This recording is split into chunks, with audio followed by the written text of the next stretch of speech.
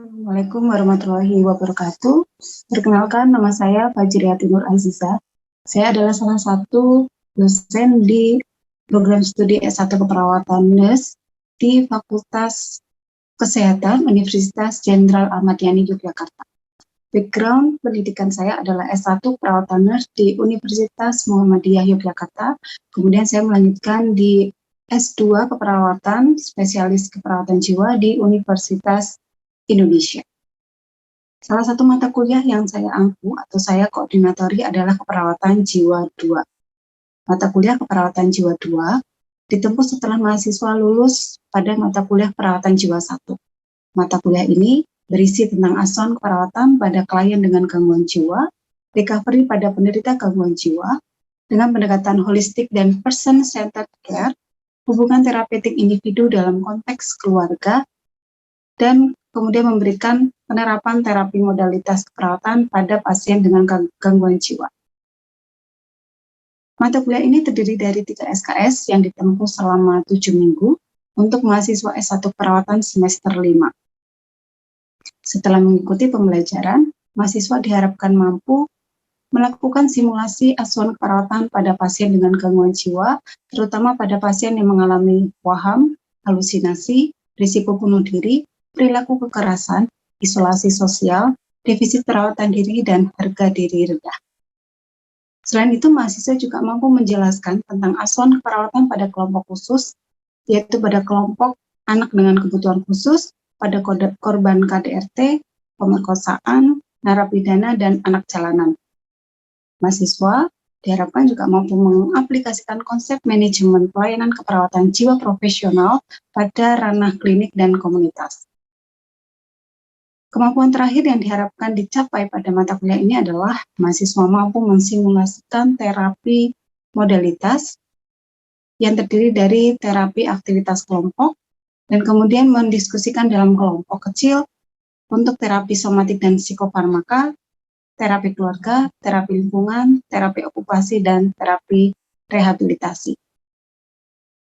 Materi pembelajaran yang akan ditempuh melalui mata kuliah ini adalah yang pertama, konsep gangguan neurobiologis, psikotik dan skizofrenia, dan teknik pengkajian status mental pada gangguan jiwa, asuhan keperawatan pada klien gangguan jiwa yang meliputi waham, perilaku kekerasan, halusinasi, isolasi sosial, defisit perawatan diri, risiko bunuh diri, dan harga diri rendah. Kemudian melakukan asuhan keperawatan pada kelompok khusus, yaitu kelompok anak berkebutuhan khusus, korban pemerkosaan, korban KDRT, korban trafficking, narapidana, dan anak jalanan. Materi pembelajaran lainnya diantaranya adalah konsep manajemen pelayanan keperawatan jiwa profesional klinik dan komunitas, sistem rujukan kasus gangguan jiwa pada layanan kesehatan primer, dan terapi modalitas. Sistem pembelajaran yang digunakan selama masa pandemi menggunakan jarak jauh atau dalam jaringan dengan tetap menggunakan pendekatan student-centered learning. Media yang digunakan adalah e-learning yang dimiliki oleh institusi dengan alamat elink.fkes.unjaya.ac.id, kemudian menggunakan aplikasi tatap muka virtual seperti Zoom dan Google Meet dan Classroom. Metode pembelajaran yang digunakan pada mata kuliah ini adalah mini lecture, penugasan analisis video, quiz, problem-based learning, praktikum, small group discussion, dan project-based learning untuk pembuatan media edukasi dan mensimulasikan proyek kegiatan terapi aktivitas kelompok.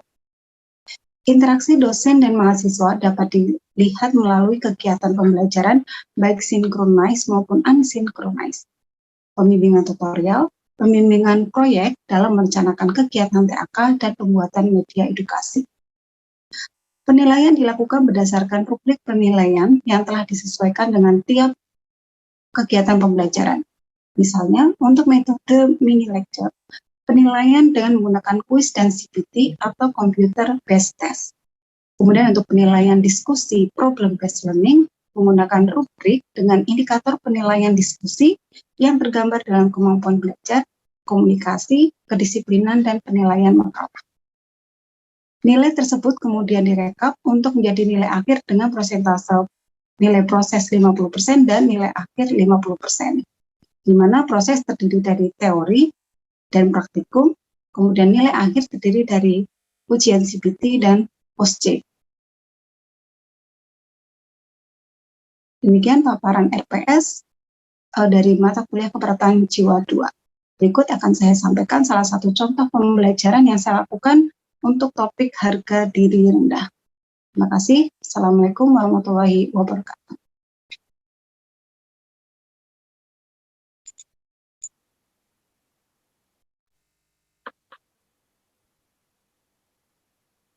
Oke, bismillahirrahmanirrahim. Assalamualaikum warahmatullahi wabarakatuh. Waalaikumsalam warahmatullahi wabarakatuh, Bu. Ya, baik, terima kasih. Gimana kabarnya hari ini? Alhamdulillah baik, Bu. Alhamdulillah baik, Bu. Ya. Aman ya 2 minggu ke belakang kemarin ya? Tugas selesai semua? Atau masih ada yang mau diselesaikan di minggu-minggu ini? Aman, Bu. Aman ya? Baik. Ya, kembali ke keperawatan jiwa ya. Hari ini saya akan menyampaikan materi tentang asuhan keperawatan pada pasien dengan harga diri rendah. Ya, sebelumnya saya sudah menyampaikan bahwa di keperawatan jiwa untuk kompetensi nurse ya atau S1 ada 7 diagnosis yang harus kalian pahami. Ya, ada 7 diagnosis nih. 2 minggu kemarin kita sudah belajar 1, 2, ada 4 diagnosis. Coba ada yang bisa menyebutkan 4 diagnosis perawatan jiwa yang sudah kita pelajari 2 minggu ke belakang? 1 apa?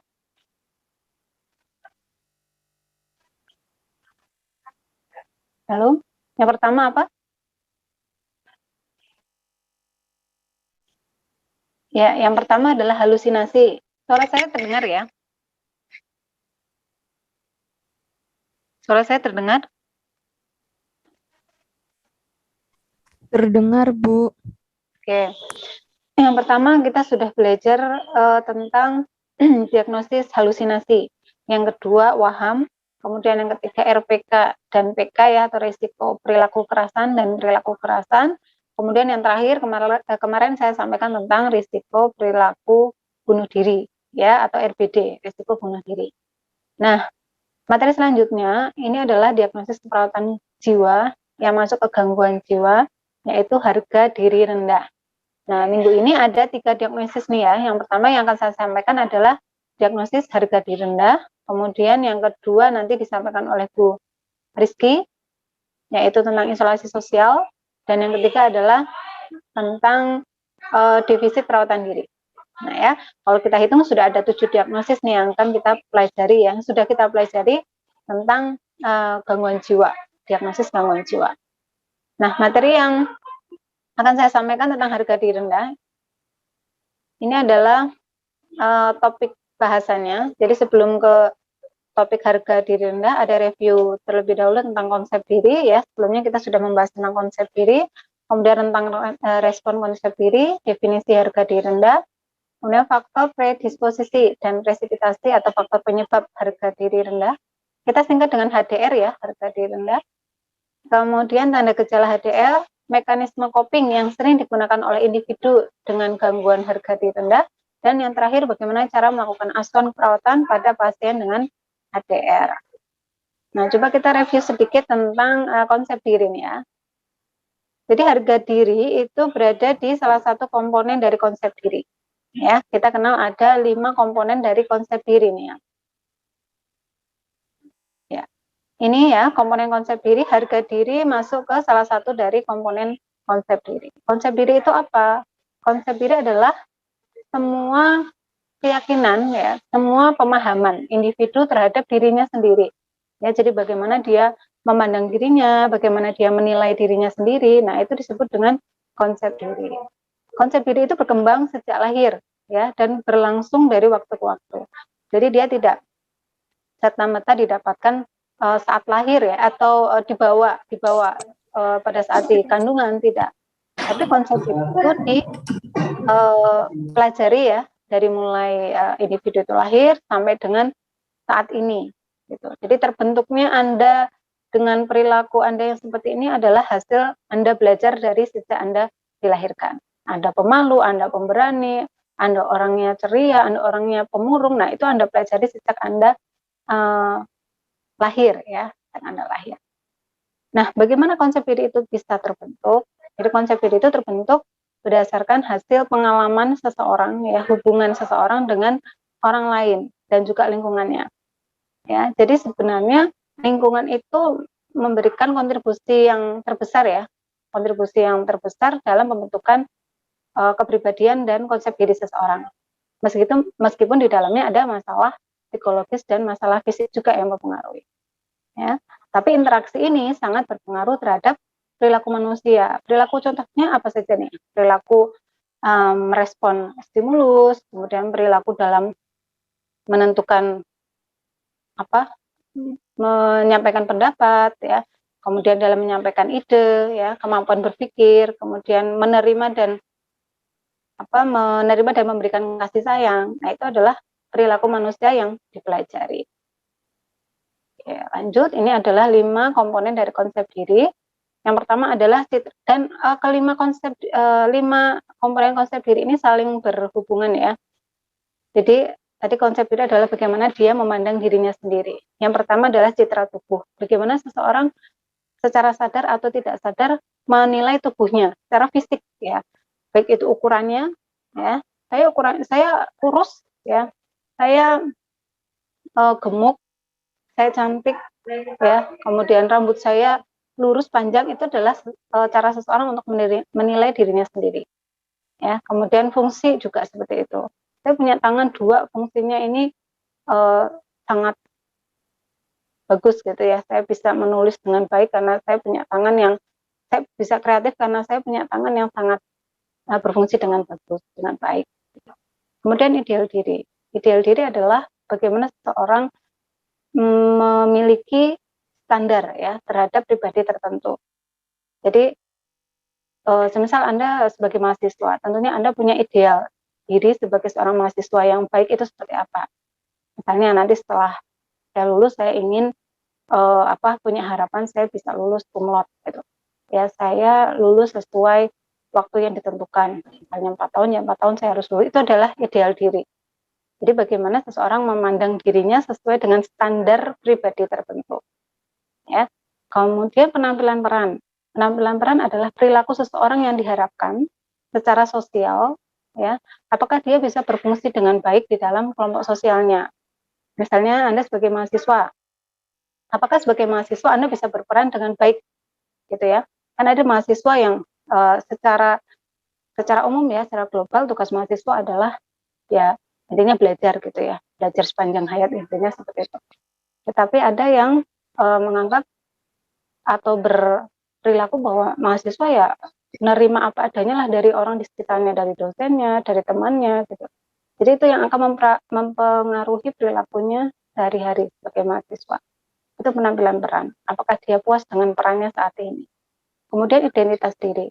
Identitas diri adalah kesadaran diri berdasarkan hasil observasi dan penilaian diri. Contohnya apa nih? Kalau identitas diri ya bagaimana dia memandang dirinya sendiri terkait dengan jenis kelamin misalnya. Fajri seorang perempuan. Dia bisa menilai bahwa dirinya adalah seorang perempuan. Kan ada ya seseorang yang menganggap dia perempuan, tapi dari perilakunya dia menunjukkan seperti seorang laki-laki. Gitu. Berarti dia terganggu ya identitas dirinya. Gitu. Kemudian yang terakhir adalah harga diri. Harga diri adalah sikap menerima diri tanpa syarat. Nah, ini perlu digarisbawahi. Harga diri adalah sikap menerima diri tanpa syarat, ya, sebagai pembawaan yang berharga dan penting. Jadi merasa bahwa dirinya berharga, merasa dirinya itu penting, itu adalah harga diri. Nah, harga diri ini yang akan kita bahas nanti. Ya. Oke, kita cek dari rentang respon konsep diri. Di rentang respon konsep diri ini, yang masuk ke perilaku adaptif adalah pada saat seseorang mampu mengaktualisasikan diri. Ya, aktualisasi diri itu berarti seseorang mampu menunjukkan dirinya kepada masyarakat, ya, kelebihannya, ya. Dia misal punya satu kelebihan gitu ya, dia bisa menunjukkan ke orang lain dan orang lain juga bisa menerima kelebihannya. Itu aktualisasi diri. Ya, jadi dia merasa utuh dengan dirinya, dia punya kelebihan, dia tunjukkan kepada orang lain dan orang lain juga menerima. Itu adalah aktualisasi diri. Nah, yang kedua adalah konsep diri positif. Ya, konsep diri positif adalah kondisi di mana seseorang mampu melihat atau memandang pengalamannya, entah itu pengalaman yang baik ataupun pengalaman yang buruk sebagai sisi positif, ya, memberikan dampak positif bagi dirinya. Jadi entah dia punya pengalaman buruk dalam kehidupannya, misal ditinggal oleh orang terdekat, orang yang disayangi, dia memandang secara positif pengalaman yang dialami. Itu adalah konsep diri yang positif. Ya. Nah, dua respon itu masuk ke adaptif. Kapan muncul respon yang maladaptif? Ya, muncul respon maladaptif itu ketika seorang merasa harga dirinya rendah. Kondisinya seperti apa harga diri rendah itu? Nah, harga diri rendah ini muncul atau peralihan ya, mulai saat ada perasaan negatif, ya, saat muncul perasaan negatif terhadap pengalaman yang dialami. Misal ada peristiwa tadi ya, dia kehilangan orang terdekat, kemudian muncul pikiran-pikiran negatif, ya, setelah aku ditinggal dia, misal aku jadi tidak bisa apa-apa, hidupku terasa hampa, misalnya gitu. Aku malu, mungkin dia meninggalkan aku karena aku orangnya tidak mampu, atau mungkin aku kurang cantik. Nah, pada saat dia muncul perasaan-perasaan itu, ya, itu adalah transisi muncul awal munculnya perilaku maladaptif, yaitu harga diri rendah. Apakah itu normal? Normal itu bisa terjadi pada siapapun. Yang tidak normal adalah pada saat HDR itu dikompensasi dengan perilaku-perilaku yang maladaptif, ya, tidak segera diselesaikan, tidak segera menemukan sisi positif dari dirinya. Akhirnya lanjut ke tentang respon berikutnya, yaitu difusi identitas. Difusi identitas ini masuk ke apa ya? Jadi mulai bingung ya, mulai bingung dengan identitasnya. Sebenarnya saya itu seperti apa sih? Kenapa kok orang meninggalkan saya dengan tiba-tiba? Ya, jadi mulai bingung. Apakah aku harus berubah? Ya, menjadi diri saya, bukan diri saya sendiri. Nah, posisi di mana dia mulai bingung dengan identitas dirinya, harusnya dia perilaku sesuai dirinya tapi tidak dia lakukan. Nah, itu muncullah tahap respon konsep diri maladaptif yang selanjutnya. Kemudian yang paling parah adalah pada saat dia terpisah, ya. Kemarin kita sudah pelajari tentang waham, ya. Depersonalisasi itu masuk ke waham. Jadi saat seseorang merasa terpisah dengan dirinya. Saya Fajri, tapi secara keyakinan, ya, saya meyakini bahwa diri saya ini pribadi yang lain. Ya, misalnya saya merasa saya itu Agnes Monica, atau saya merasa bahwa saya itu seorang nabi, kan ada yang seperti itu. Ya, karena dia tidak puas dengan dirinya, dia tidak yakin dengan kemampuannya. Akhirnya dia mengada-ada, ya, cara kompensasinya adalah dengan ya meninggikan sesuatu hal yang bukan miliknya, gitu, meyakini sesuatu yang sebenarnya tidak terjadi. Itu masuk waham, ya, atau depersonalisasi. Nah, ini pengertian harga diri adalah sikap menerima diri tanpa syarat sebagai pembawaan yang berharga. Ya, harga diri itu juga akan meningkat seiring dengan bertambahnya usia. Ya, jadi harga diri pada usia anak-anak, pada usia remaja, dewasa, lansia itu ada tahapan perkembangannya sendiri-sendiri, ya, dan itu berbeda. Itu yang perlu dipahami. Misalnya nih, di masa anak-anak, ya, di masa anak-anak harga diri meningkat pada saat dia merasa bahwa keberadaannya itu diakui oleh lingkungannya, ya. Anak-anak itu kan sedang suka bersosialisasi, ya. Jadi pada saat dia hadir di tengah-tengah teman yang lain, ya, kemudian dia diterima oleh lingkungannya, nah, harga dirinya mulai meningkat. Itu anak-anak, ya. Kemudian tahapan remaja nih. Di tahapan remaja harga diri ini mulai terancam, ya, karena dia sudah sudah dikelilingi oleh banyak sekali perubahan-perubahan, ya, entah itu dari teman sebaya, entah itu dari keluarganya, di mana dia harus mengambil keputusan. Ya, oleh karena itu harga dirinya dia ditantang untuk antara berubah atau tidak, gitu ya, tergantung dari lingkungannya. Dia harus ambil keputusan. itu pada tahapan remaja dan seterusnya. Ya, jadi tahapan harga diri itu dia akan terus meningkat seiring bertambahnya usia. Ya, makanya semakin usia semakin bertambah, tentunya keputusan untuk lebih mengenal diri sendiri itu harus segera harus bisa ya, seseorang harus bisa mengenal dirinya ya seiring dengan bertambahnya usia. Kemudian harga diri dan kecemasan. Ada ya hubungan antara harga diri dengan kecemasan. Orang yang harga dirinya rendah ya identik atau bisa ada salah satu pengaruhnya adalah karena adanya kecemasan. Ya, cemas itu merasa bahwa dirinya tidak akan bisa menyelesaikan masalah, mencemaskan sesuatu yang mungkin belum jelas ya masalahnya itu di mana, tapi dia merasa bahwa dirinya tidak mampu seperti itu. Ya, kebalikannya seorang yang punya harga diri tinggi, ya dia memiliki tingkat kecemasan yang lebih rendah, gitu. Ya, jadi kalau orang yang sering minta maaf, merasa tidak mampu, merasa tidak bisa, nah itu bisa mengarah ke harga diri rendah karena dia merasa cemas dengan apa yang sebenarnya dia miliki, gitu. Kemudian harga diri dan ideal diri. Harga diri dan ideal diri juga memiliki keterkaitan ya. Harga diri dan ideal diri memiliki keterkaitan. Oke, kita bisa lihat di sini nih. Ini ya. Ini ada konsep diri, di sini ada ideal diri. Ya. Kemudian harga diri ada di tengah. Pada saat konsep diri dan ideal diri itu persamaannya hanya sedikit ya. Ini ada irisan ya, ada irisannya hanya sedikit. Ini mengindikasikan bahwa seseorang memiliki harga diri yang rendah. Ya. Jadi apa yang dia miliki dengan ekspektasi, ideal diri itu kan harapan ya atau ekspektasi.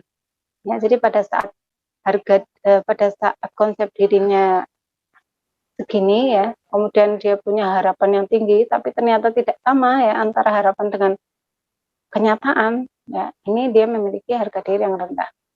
Nah, beda halnya dengan kondisi yang B ya.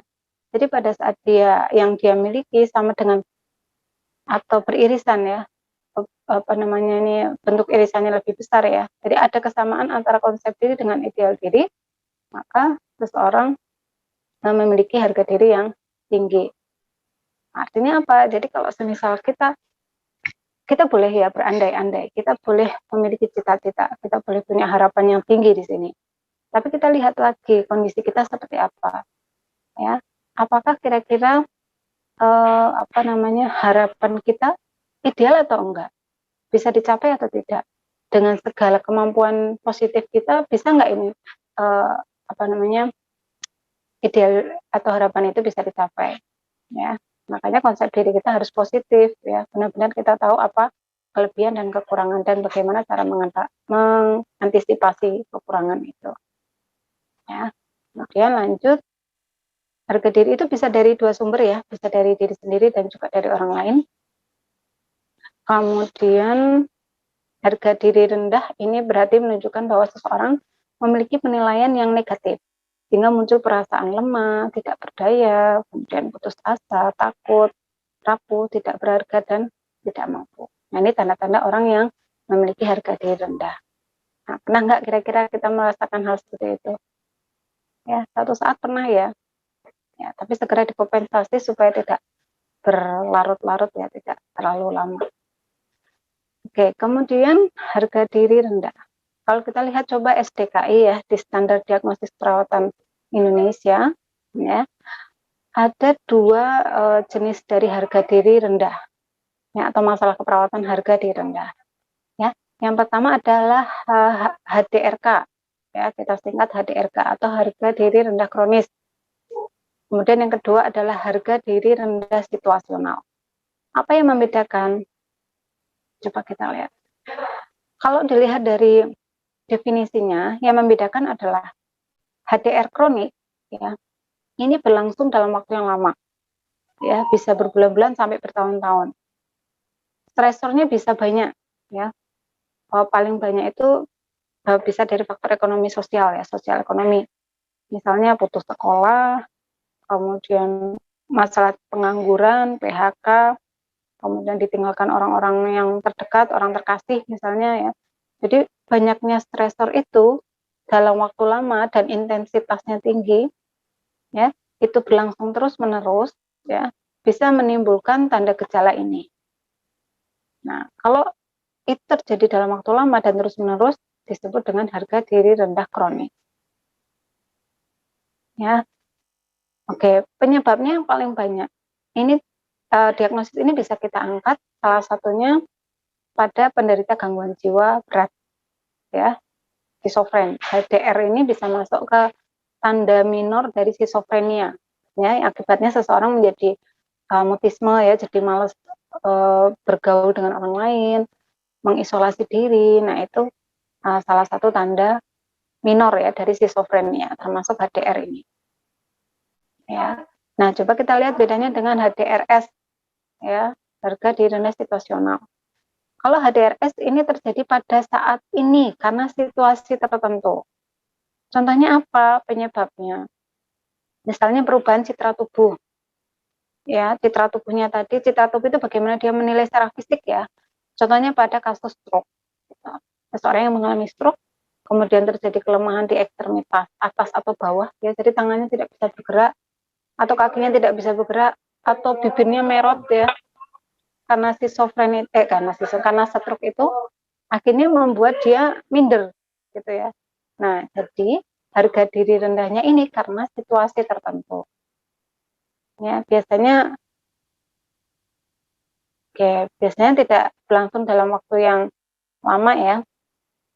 Perubahan citra tubuh, perubahan peran sosial, pemahaman yang tidak cukup, kegagalan berulang, ya, riwayat kehilangan orang yang dicintai, ya, kemudian riwayat penolakan.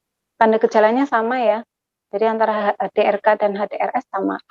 Merasa dirinya negatif, malu, tidak mampu, menolak penilaian positif. Jadi kalau ada orang, kamu ternyata orangnya rajin ya, oh kamu ini bercanda gitu ya, dia selalu menolak gitu kalau ada penilaian positif dari orang lain terhadap dirinya sendiri. Kemudian diminta untuk mencoba hal baru, dia juga seringnya menolak, ya, berjalannya menunduk, postur tubuhnya juga menunduk. Kalau ketemu orang pengennya buang muka gitu, ya, berpapasan dengan orang lain dia lebih cenderung diam. Kalau duduk sukanya di pojok gitu. Kalau sedang diskusi dia lebih memilih diam karena dia merasa dirinya negatif, malu atau bersalah atau takut salah. Ya, ini adalah tanda-tanda dari HDR. Ya, nanti yang membedakan HDRS dan HDRK adalah situasinya. Oke, kondisi klinisnya apa saja yang bisa menyebabkan harga diri rendah? Cedera traumatis, ya, misalnya ada kecelakaan, kemudian menyebabkan luka yang sulit sembuh, gitu ya, atau menyebabkan paralisis atau kelemahan, ya, lumpuh misalnya. Nah, itu. Kemudian adanya pembedahan. Pembedahan ini masalah estetis ya, misalnya pembedahan di wajah karena ada luka di wajah misalnya, kemudian dilakukan pembedahan, bekas lukanya tidak hilang ya, jadi ada skarnya ya. Nah, itu juga bisa menyebabkan HDR. Kehamilan juga selain faktor hormonal yang resiko menyebabkan seorang stres, kehamilan juga kan menyebabkan perubahan fisik ya. Yang tadinya slim gitu ya, kemudian karena hamil dia jadi tubuhnya membesar gitu, perutnya membuncit, kemudian muncul teriak ya, muncul noda hitam di wajah. Nah, itu ya, tidak ada perubahan secara fisik pada wanita hamil, bisa menjadi faktor presipitasi ya pada kasus HDR. Kemudian penyakit kronis tadi yang sudah saya sebutkan seperti stroke ya, mungkin menyebabkan paralisis atau DM yang menyebabkan turunnya libido mungkin, atau mudah lelah ya. Jadi mau aktivitas senam sedikit sebentar saja sudah lelah atau capek, nah itu menyebabkan dia merasa tidak mampu, tidak berguna. Nah, itu larinya ke HDR. Penyalahgunaan zat, demensia atau kepikunan ya, atau adanya pengalaman yang tidak menyenangkan. Nah, sekarang asuhan keperawatannya apa? Nah, kalau melihat dari konsep Stewart ya, untuk pengajian kita kaji semua yang ada di pasien. Ya, ada faktor predisposisi dan presipitasi. Ya, faktor predisposisi adalah faktor risiko. Ya. Kemudian presipitasi adalah faktor pencetus. Ada nggak trauma? Resiko ini berarti ada nggak dari keluarganya? Coba dulu lihat pola asuh keluarganya seperti apa. Ya, apakah keluarganya lebih cenderung ke otoriter gitu ya, yang selalu menekan seseorang gitu ya, kemudian tidak membiarkan seseorang untuk berkembang ya, sehingga seseorang tersebut merasa bahwa dirinya tidak mampu, mau melakukan apa gitu ya, orang tua melarang, mau melakukan apa gitu, orang tua bilang tidak boleh, nanti ABC dan seterusnya. Nah, itu juga bisa menekan atau membuat seseorang memiliki konsep diri yang negatif. Kemudian pencetusnya dilihat, ada nggak trauma gitu ya, ada nggak ketegangan peran gitu, misalnya dia sebagai istri tapi dia jadi tulang punggung keluarga juga ya, banyaknya peran yang harus dia jalankan dari seorang istri dan ibu ya, sekaligus gitu ya, tulang punggung ya, mungkin menyebabkan dia merasa tidak mampu secara fisik ya, akhirnya muncullah harga diri rendah. Atau dari biologis tadi, ada nggak masalah penggunaan zat ya, atau masalah fisik, penyakit kronis. Nah, itu kita cek. Kemudian responnya apa dengan adanya trauma tadi, misalnya dia kelemahan anggota tubuh ya karena stroke gitu. Bagaimana dia berpikir? Bagaimana dia memiliki bagaimana perasaannya? Kemudian secara fisik bagaimana, perilakunya yang muncul seperti apa, kemudian hubungan dia dengan lingkungannya seperti apa. Nah, ini perlu kita kaji semuanya. Nah, sumber coping yang dia miliki dari mana saja? Apakah dari internal saja? Misalkan dia punya keyakinan yang kuat bahwa kalau saya sudah mulai merasa minder ya, saya selalu berusaha untuk menyelesaikannya sendiri gitu. Saya nggak suka bicara dengan orang lain karena saya nggak yakin orang lain bisa membantu. Itu adalah sumber coping internal. Kalau eksternal berarti dari orang lain. Ada nggak orang lain yang membantu dia ya untuk menyelesaikan masalah? Kemudian mekanisme coping yang dia gunakan apa? Jangka panjangnya apa? Jangka pendeknya apa? Kemudian mekanisme pertahanan ego yang digunakan apa? Nah, nanti lanjut ya. Nah, sekarang kita ke hambatan komunikasi itu bodoh. Ya, ini ya. Tadi kita sudah ke mekanisme pertahanan ego yang mengarah ke harga diri rendah. Sekarang diagnosis perawatan yang muncul apa? Nah, ini diagnosis perawatan bisa muncul yang ada kaitannya dengan HDR. Bisa gangguan body image ya, atau gangguan citra tubuh, kemudian ketidakefektifan performance peran ya, penampilan peran, kemudian HDRK itu sendiri atau HDRS, silakan dicek di SDKI ya.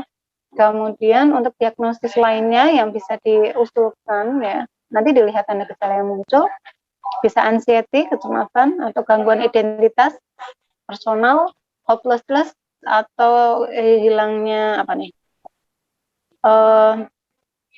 harapan ya. Kemudian ada distress spiritual. Ya, ini diagnosis-diagnosis yang sekiranya bisa muncul yang ada kaitannya dengan HDR. Nah, tindakan keperawatannya apa yang bisa kita lakukan?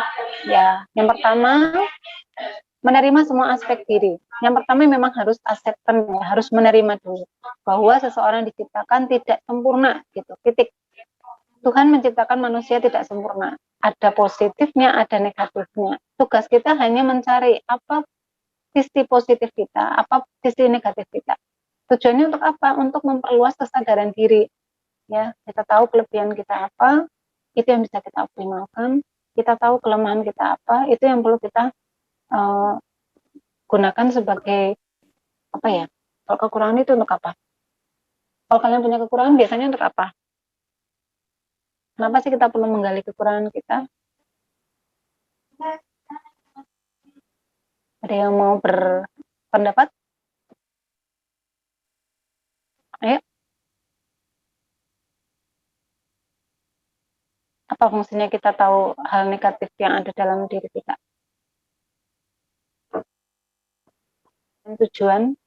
Tujuan yang dapat dicapai. Ingat ya, konsep diri itu ada kaitannya dengan realistis atau tidak ideal diri Anda. Anda punya ideal diri yang realistis atau tidak?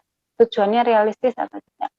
Ya, akui tujuan yang telah dicapai. Jadi memberikan enforcement positif ya, atau pujian terhadap diri sendiri itu boleh ya. Jadi kita ngasih hadiah terhadap pencapaian diri itu penting. Karena mau nggak mau seperti itu bisa meningkatkan keyakinan. Misalnya nih, kalian semester 5 saya target semester 5 mau kumlot nilainya 3,70. Ternyata tercapai tuh IP kalian di semester 5 3,70. Kasihlah ribet apa? Ya, makan di tempatnya enak misalnya, atau ngobrol bareng sama teman-teman, kumpul gitu ya dengan prokes gitu di salah satu tempat makan ya yang instagramable misalnya. Itu kan salah satu ribet untuk diri sendiri. Berikan umpan balik yang jujur dan positif ya. Tadi kalau Anda memberikan umpan balik yang tidak jujur, berarti Anda masih menolak ya dengan kondisi positif atau negatifnya kemampuan Anda. Nah, caranya meningkatkan diri, dorong untuk menilai situasi dan mengungkapkan perasaan. Jadi minta orang tersebut untuk mengungkapkan perasaan, dorong untuk mengajukan pertanyaan, berikan informasi yang akurat, waspadai distorsi. Ya tadi yang harapan yang tidak realistis ya, Anda juga harus menyadari kalau harapannya tidak realistis, Anda harus tahu itu. Kemudian jelajahi kualitas dan kekuatan positif, dorong klien untuk mengekspresikan ya, evaluasi diri yang positif. Ya, jadi fokus pada hal yang positif itu aja.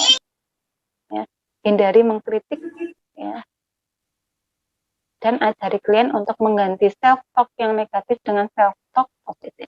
Saya bisa, saya mampu, jika saya mau berusaha pasti saya bisa. Ya. Oke, ini evaluasi hasilnya.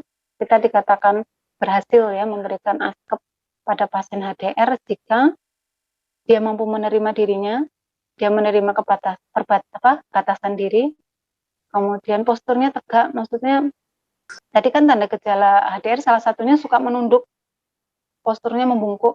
Nah, kalau dia bisa pada saat komunikasi dengan kita, dia bisa mempertahankan postur tegak dalam waktu yang lebih lama dibandingkan sebelumnya, berarti Anda bisa dikatakan berhasil. Pertama baru segini ya, baru bicara 2 menit gitu, dia menunduk lagi. Kemudian, ayo mas coba badannya diangkat, yakin kalau Anda kalau bicara harus menatap wajah orang yang diajak bicara. Nanti baru ngajak bicara berapa menit dia menunduk lagi. Nah, itu boleh dilakukan bertahap ya.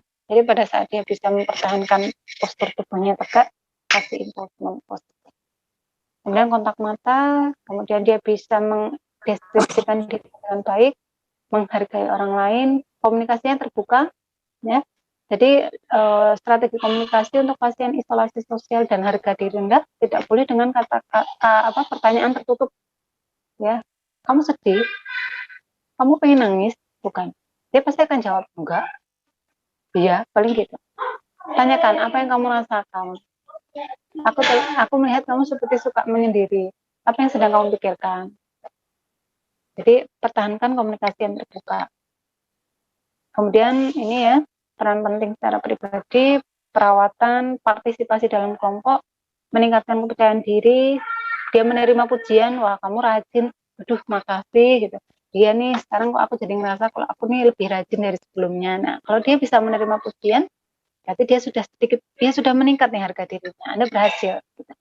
Dia juga bisa menerima kritik, dia bersedia untuk menghadapi orang lain ya. Ya, saya akan berusaha. Kamu pasti bisa, ya mbak. Insya Allah saya akan coba. Nah, pada saat dia mengatakan seperti itu, harga dirinya sudah mulai meningkat. Dia bisa mendeskripsikan sukses itu seperti apa, dia bangga dengan dirinya sendiri.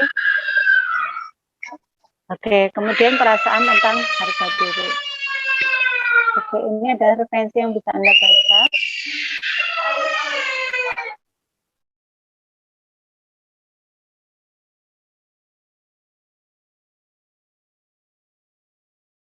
Ya, untuk selanjutnya, silakan nanti Anda, jika ada pertanyaan, bisa langsung dicantumkan di e-link. Kemudian bisa menjawab pertanyaan saya juga, tadi ada 5 pertanyaan. Kemudian ada kuis juga, ya, kerjakan kuis dengan baik. Bisa jadi itu muncul juga di CPT nanti ya. Baik, mungkin itu yang bisa saya sampaikan. Sudah ada beberapa pertanyaan, nanti akan saya jawab di e-link ya. Baik, Bu. Oke. Baik, Sudah mulai ada Baik, keinginan Bu. untuk bertanya nih kita. Ada yang mau bertanya? Sudah ada yang mau bertanya mungkin? baik Bu. Oke, kalau sudah ada yang ingin ditanyakan bisa nanti langsung ke Elin, kita diskusi. Saya akhiri ya untuk penjelasan perkuliahannya. Kita lanjut ke Elin. Assalamualaikum warahmatullahi wabarakatuh. Berikut adalah evaluasi yang bisa dilakukan melalui e-learning dari website elling.fkos.unjaya.ac.id. Di sini mahasiswa diminta untuk menuliskan pertanyaan terkait dengan topik harga diri rendah dan kemudian menjawab pertanyaan yang sudah diberikan oleh dosen dan wajib diisi oleh semua mahasiswa yang hadir dalam perkuliahan. Pertanyaan yang disampaikan sesuai dengan learning objective yang sudah direncanakan dan telah dibuat melalui rencana pembelajaran semester atau RPS. Demikian bentuk pembelajaran yang sudah saya lakukan. Terima kasih. Wassalamualaikum warahmatullahi wabarakatuh.